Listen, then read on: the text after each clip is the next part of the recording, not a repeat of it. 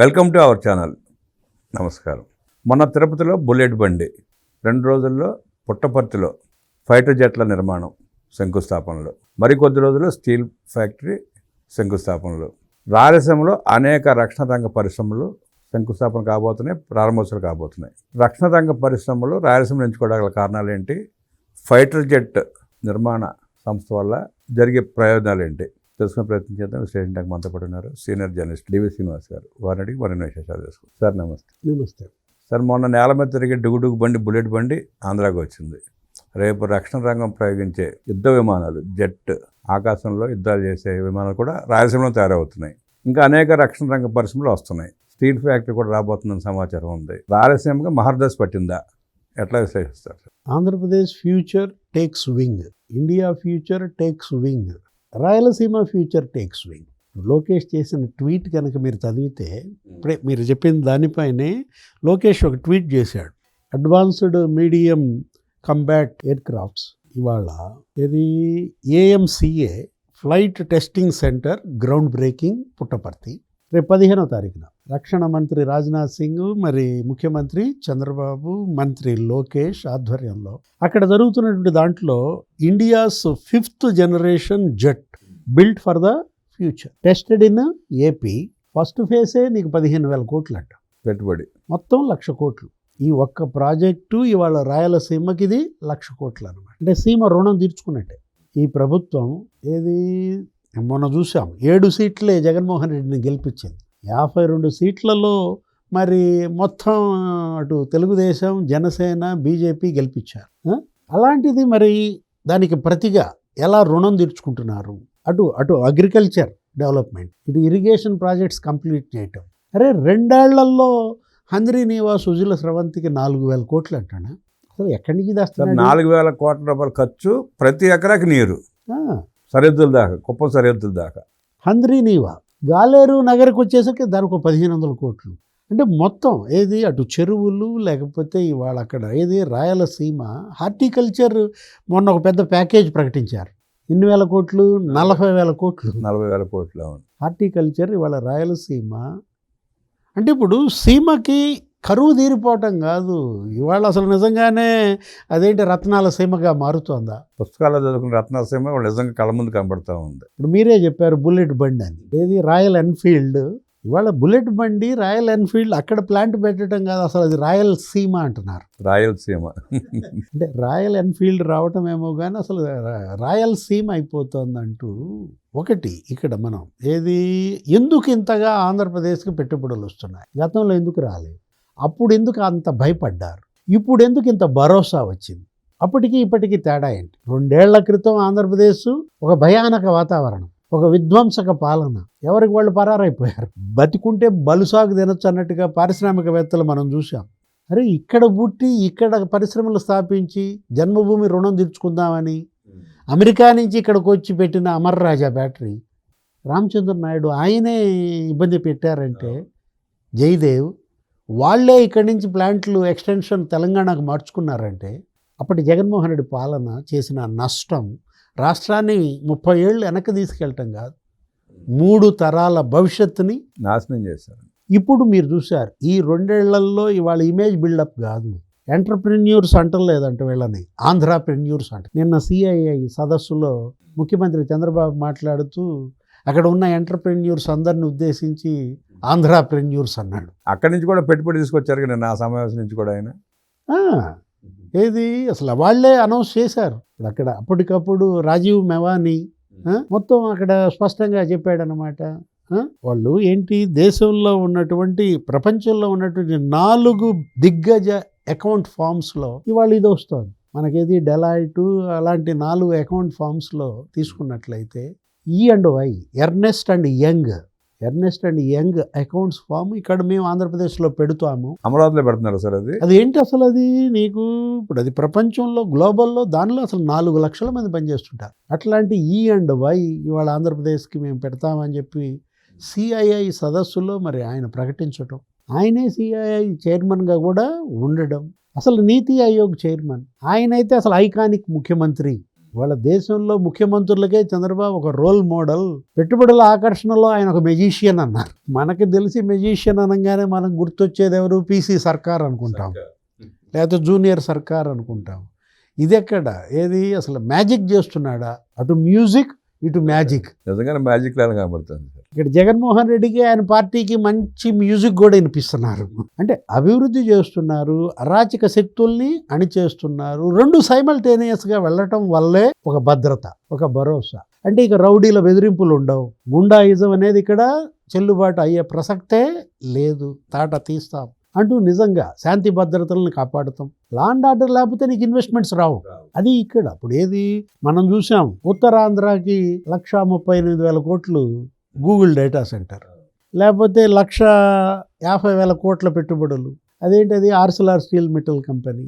మరొక 1,60,000 కోట్ల పెట్టుబడులు, అదేదో green hydrogen plant, NTPC green hydrogen ప్రధాని శంకుస్థాపన చేశారు. ఇప్పుడు రిలయన్స్ కూడా పోటీ పడుతుంది సార్, గ్రీన్ పెడదామని చెప్పి డేటా సెంటర్. డేటా సెంటర్ వాళ్ళు కూడా ఒక 1,00,000 కోట్ల పెట్టుబడులు. బ్రూక్ ఫీల్డ్ మొత్తం డేటా హబ్గా అది మారుతోంది. అటు ఏంటి అసలు ట్విన్ స్టీల్ సిటీస్, ఏది అటు అనకాపల్లి కావచ్చు, ఇటు విశాఖ కావచ్చు. ఏమంటారు వీళ్ళు? నిన్న కూడా వడ్డే శోభనాథేశ్వరరావు వీళ్ళు అంటున్నారు ఏమని, విశాఖ స్టీల్ ప్లాంట్ మూసేస్తున్నాడని. ఆయన మూసేయటం కాదు, మీకుందన్నమాట మూసేయమని. మరో 6,000 కోట్లు 8,000 కోట్లు మొన్న కేంద్ర ప్రభుత్వం ప్రకటించింది విశాఖపట్నం స్టీల్ ప్లాంట్కి.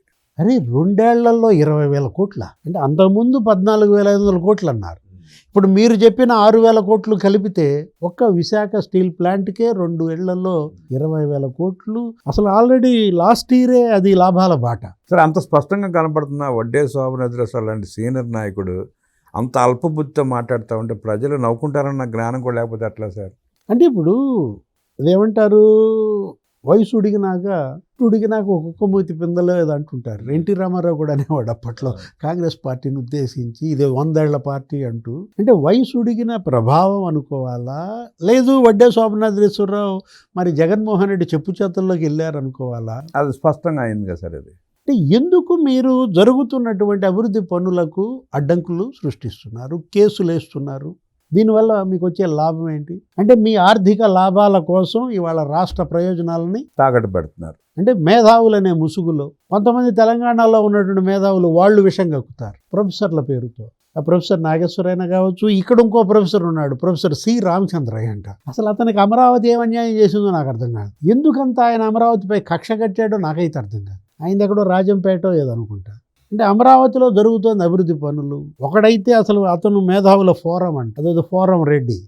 ఆయన ఏంటి, మా డబ్బులు సీమ డబ్బులు తీసుకుపోయి అక్కడ ఖర్చు పెడుతున్నారు, మేము కట్టే ట్యాక్సులు తీసుకెళ్ళి అక్కడ ఖర్చు పెడతారు. ఇప్పుడు కృష్ణా గుంటూరు వాళ్ళు మేము కట్టే ట్యాక్సులు తీసుకెళ్ళి ఇప్పుడు ఈ 1,00,000 కోట్లు ఏది ఇప్పుడు ఈ ఫైటర్ జెట్స్ ఇక్కడ మరి పుట్టపర్తిలో పెడుతున్నారని వాళ్ళు అనాలా, అంటారా? అలా అన్ని ప్రాంతాల మధ్య విభేదాలు పెంచాలనే ఉద్దేశంతో మాట్లాడుతున్నారు. ఇప్పుడే దీనివల్లే ఈ విద్వేషాల వల్లే మనం హైదరాబాద్ కోల్పోయాం కదా. ఇప్పుడు కేసీఆర్ చేసిన నష్టం, ఆయన ఏంటి తన రాష్ట్రాన్ని సంపన్న రాష్ట్రంగా చేసుకున్నాడు, మనల్నేమో అప్పుల్లో ముంచాడు. ఆంధ్రప్రదేశ్కి జరిగిన అన్యాయం, అటు రాజధాని లేని రాష్ట్రంగా. అంటే ఇప్పటికి కూడా వీళ్ళల్లో మార్పు రాకపోతే అంటే మీకు మీరే శత్రువులుగా. ఆయన ఎవరో ఈఏఎస్ శర్మ, ఆయన అయితే అసలు లేఖలు రాస్తుంటాడు. ఆయన మరీ అన్యాయంగా అసలు గ్రీన్ ట్రిబ్యునల్కి పిటిషన్లు పెడుతుంటాడు. ఇప్పుడు జనసేన నుంచి బయటకు వచ్చాడు ఇంకొక ఆయన, ఏదో బొలిసెట్. ఆయన అసలు మామూలుగా ఇక ఆయన పని ఆయన బిగిన్ చేశారు. ఆయన గతంలో కూడా 19 ముందు ఎన్జిటికి బోల్డ్ కంప్లైంట్ చేశాడు అమరావతి మీద. అంటే ఇవాళ ఆంధ్రప్రదేశ్కి వీళ్ళే శత్రువులండి, ఎవరో బయట వాళ్ళు శత్రువులు కాదు. అంటే ఆంధ్రప్రదేశ్కి శత్రువులు అనుకుంటున్నారు కానీ వాళ్ళే శత్రువులు అవుతున్నారు సార్ ఆఖరికి. అప్పట్లో దేశానికి కూడా ఇలాగే, ఏది అంబి అని ఒకడు ఉండేవాడు. అక్కడేంటి బయట నుంచి విదేశీయులు దండయాత్రలకు వస్తే వీళ్ళు వాళ్ళతో పాటు చేతులు కలిపి మనల్ని ఏ విధంగా బానిస రాజ్యంగా చేశారో మనం చూసాం.